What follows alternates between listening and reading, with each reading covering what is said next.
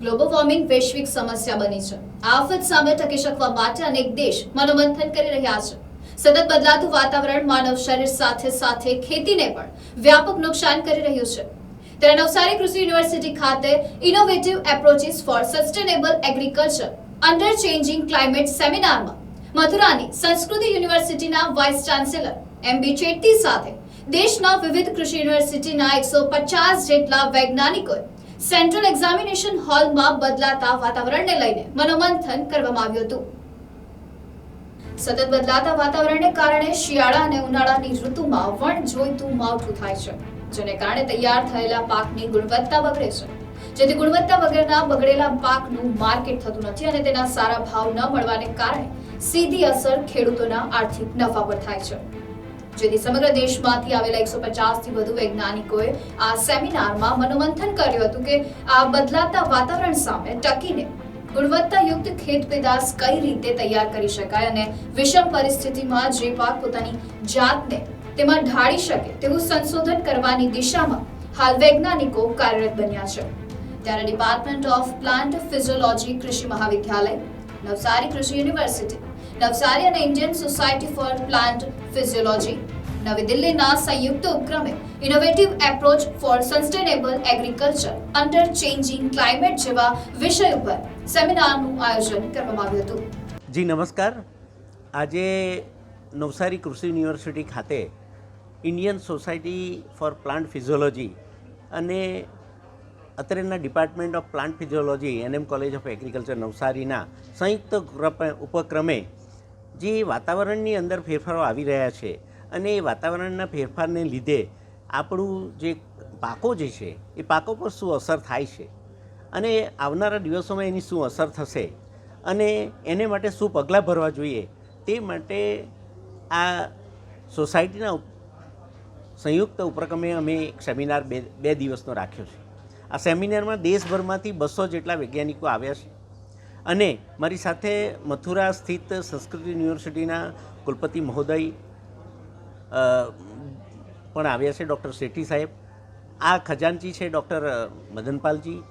આ 2 દિવસ આ વિષય પર ખૂબ ગહન ચર્ચા કરવામાં આવશે, વૈજ્ઞાનિકો ચર્ચા કરશે અને કેવા પગલાં ભરવા જોઈએ, આવનારા દિવસોમાં કયા પાક પર અને ઉત્પાદન પર અસર થઈ શકે છે તેના ઉપર સંશોધન કરવામાં આવશે અને ચર્ચા કરવામાં આવશે।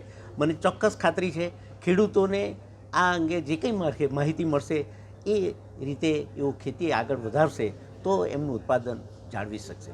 धन्यवाद। आज नवसारी कृषि विश्वविद्यालय में क्लाइमेट चेंज के बारे में वेस्ट जोन सेमिनार हो रहा है। ये Indian society for plant physiology इसके ज़रिए नवसारी कृषि विश्वविद्यालय के साथ मिलके ये हम सेमिनार आज कर रहे हैं। तो इस सेमिनार में कई विषयों के बारे में चर्चा करेंगे।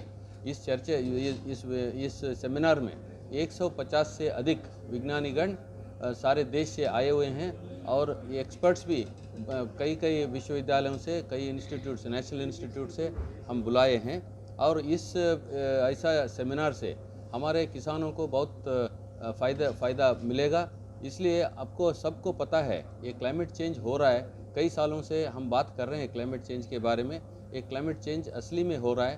जब बारिश आना चाहिए बारिश नहीं आ रहा है, जब बारिश नहीं आना चाहिए उस वक्त बारिश आ रहा है। इससे फसलों के ऊपर बहुत असर पड़ रहा है।